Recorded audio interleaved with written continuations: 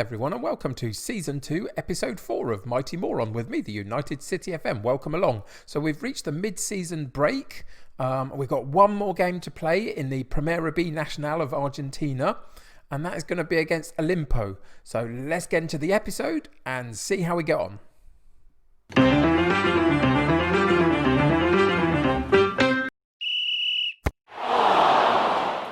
One more game to go for the end of this calendar year before we go into our mid-season break. Olimpo currently sitting in 16th place in the Group A of the Primera B Nacional. We currently look at a sail into 5th place. It's been a brilliant few games. We've had a few blips along the way. It's not been perfect, but you can see with a couple of wins and a draw in there since the last time you and I were together against Almagro. We got a loss, unfortunately, against San Jose in the last game that we played. But other than that, it's been brilliant. And we've been moving up the table quite rapidly, really. Last time you and I were together, we were in like 8th, 9th. And you can see that we are putting the pressure on the teams above us. We've got a lot of teams directly below us that are in touching distance as well, to be fair. This is the nature of this particular division at the moment, halfway through the season, that it's very, very tight. But I think we can't really complain about where we are, really. Again, we were supposed to finish in and around the bottom section of the division, and again, we are doing much, much better than that. Can we keep the momentum up and fight for one of these playoff places? Maybe. That might be a little step beyond us this season, but there is definite signs of improvement. So that's really encouraging. And how have we managed to do it? Well, as I say, we got since the last time you and I were together, we got a draw. We got 2 wins, which were the really important part of this particular run of form. And then unfortunately came unstuck against San Martin.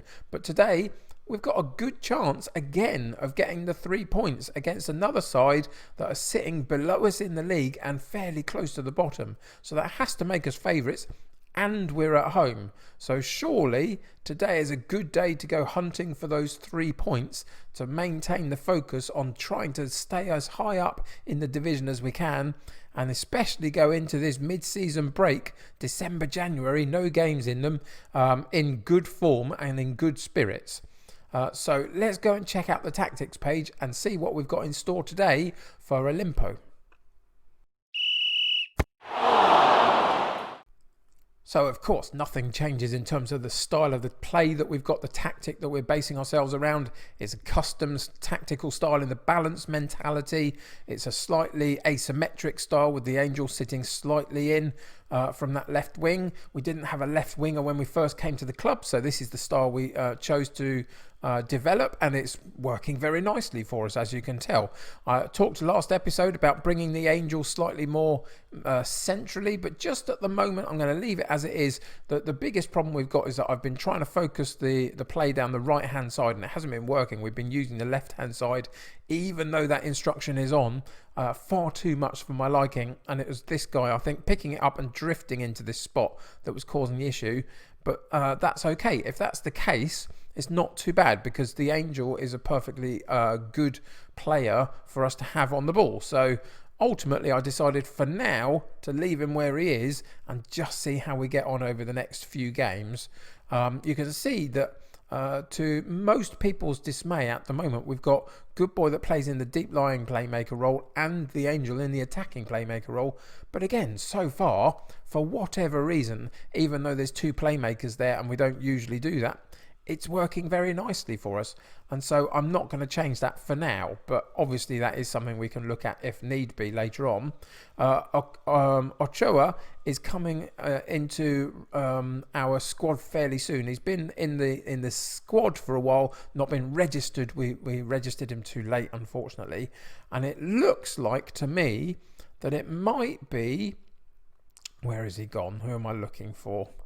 Oh, sometimes... There we go. He's on the sub bench. Olivier.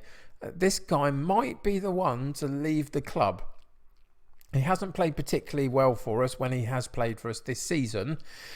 Sanchez has come in and was really unhappy for a while, but has settled down a little bit. And even though he doesn't look to be as good a player, he's playing a little bit better than maybe Olivier is. If we go and look back at Olivier, you can see that he's got some slightly higher attributes in terms of aggression, which I'm not interested in. But he's not a particularly fantastic player. But what I am hopeful for is that Ochoa can actually come in and usurp both of them. This is a really good left back for this level of football. We just need to get him registered now and playing games for us. So that's going to happen very, very soon. And then it'll probably be Olivier, if anybody, that leaves the club in that January transfer window. So we'll check that out. Got a couple of injury issues at the moment. Ramirez has been a long-term injury problem. He's been out for almost 3 months. You can see he's still got 3 weeks of that 3 months still to go. So he's still not quite there yet. Glaby, one of the replacements for Ramirez down that right-hand side, has also picked up a bit of a knock, but he's imminently back. So that's good. So Villalba has had to play in both of their steads.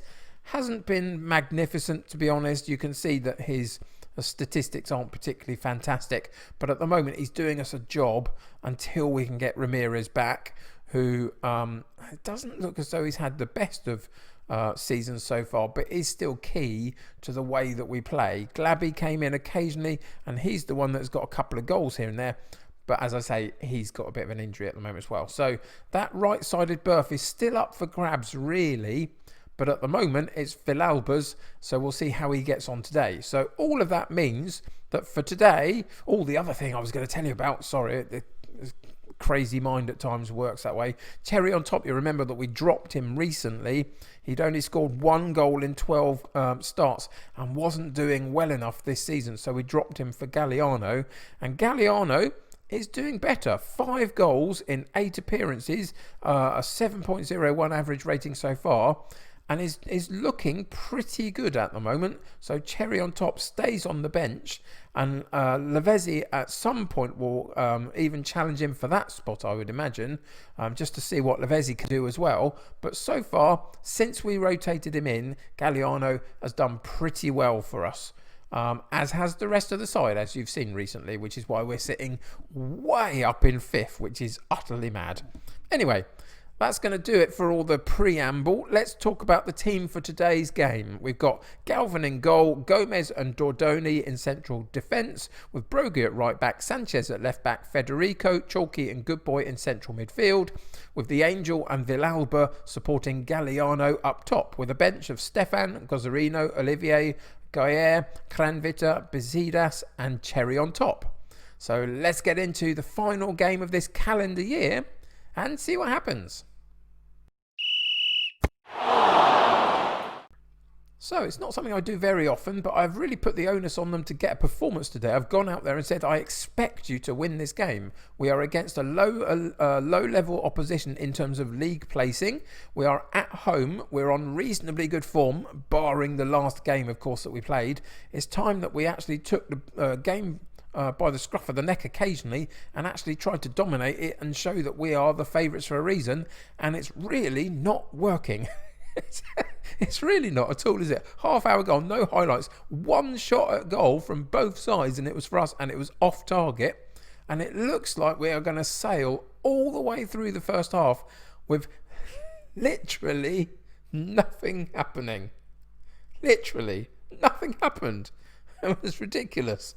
That team talk obviously worked really well, so we're going to go back in at half-time. What do you do with that, for goodness sake? Thanks for coming along and joining such entertaining Football Manager content. Aggressively, I'm far from pleased with what I saw. I don't care who gets demotivated by that. The reality is we are at home and we haven't been doing anything, and that is bad. So we're going into the tactics and we're going to just shove the mentality up one into the positive. Then we're going to go out for the second half and see whether that can just unlock anything. And at least there's a highlight, but unfortunately, it's not for us. Olimpo with a free kick down this near side, sweeping ball across, and the goalkeeper makes an absolute hash of it. But fortunately, the ball goes wide of the goal and we can breathe a bit of a sigh of relief. Goalkeeping wise, not overly happy with Galvin at the moment. I mean, we as a team have been doing very well, but sometimes he's very error prone. And there is another injury to our right side of midfield. We've got 3 players that play that position in our squad, and all 3 of them are now out at the same time. Sometimes Football Manager, the game, does that to you. It really focuses, for whatever reason, specifically on one area and seems to just do you in. Very, very frustrating. And there's not a huge amount I can do about it, really. So what am I going to do? What I'm going to do is I'm going to drop Villalba into midfield, and then I'm going to switch him out for Gozarino and then switch him with Brogy. And Brogy will play as a right-sided midfielder a little bit. And then I think we will bring the Angel more central just on this occasion to see if we can work the ball through the middle. And yeah, that's what we're going to work. Now, obviously, Brogy is not adept to playing that role particularly, but it's as good as we've got at the moment. So that's how we're going to play it and just see what happens. You can see that they've gone 5 at the back, 4 in midfield. So we've got plenty of chances here to move forward at them. So we are going to go back into the tactics page just a little bit. And we're going to actually, what do I want to do? I am actually going to change this up a little bit more. And we're going to bring Cherry on top on for Brogy and just push him into that attacking role. And then we're going to go a little bit more direct in our passing up to those top 2. And we'll take that off, and we will now work through the middle instead. And we're going to go attacking, because if we can't do it now, then when will we do it, really? And that's the change that we're going to make, and just see whether that works for a few minutes. It's not really doing anything, is it? There's so little chances around today, which is really disappointing. 87 minutes gone, and we're not quite at the races today. And a really, really, really poor game comes to an extraordinarily disappointing ending. I'm so sorry that I've put you through that utter rubbish. What can you do? You choose your games, you record. The minute you press record, anything can happen in this game sometimes. And today, nothing happened in this game. In the end, we ended up with 7 shots and 3 on target. 3 for them, 1 on target. And nothing happened. Oh, dear me. That is so ridiculous. I'm so dreadfully sorry. Anyway, 50-50 in possession senses. We won 6 corners, 12 fouls against us. So we had chances, and we had 7 shots, but only 3 at goal. So there were chances there, but we didn't take them at all. It was not a good day at the office. And I am absolutely not going to put you through analysing that game. I may well have a look around myself and figure out what went wrong a little bit. But to be honest, there's no point today in analysing such a poor performance. You were not good enough today. That was the sort of match you should be winning. Galvin is not thick-skinned. He complains about the slightest little thing you have a go at him for. And he's, 21 conceded in 21. I think it might be time to bring up our reserve goalkeeper and just give him a run of games a little bit after a performance like that. And the loss in the previous game, of course. And just see whether we can shore that up a little bit, because so far this season hasn't covered himself in glory. But there we go. That's going to do that particular game. We'll come back out and see that we've dropped down a couple of places, but only minutely in terms of points. We're 1 point behind 5th place now. So we're well in with a shout of maintaining this sort of area of the table for the next few weeks at least, once we come back from the mid-season break. Talking of the mid-season break, obviously, we are going to come back. Let's just go through here. Villalba, 5 to 6 weeks. They really, really don't like our right-sided players, do they, at the moment?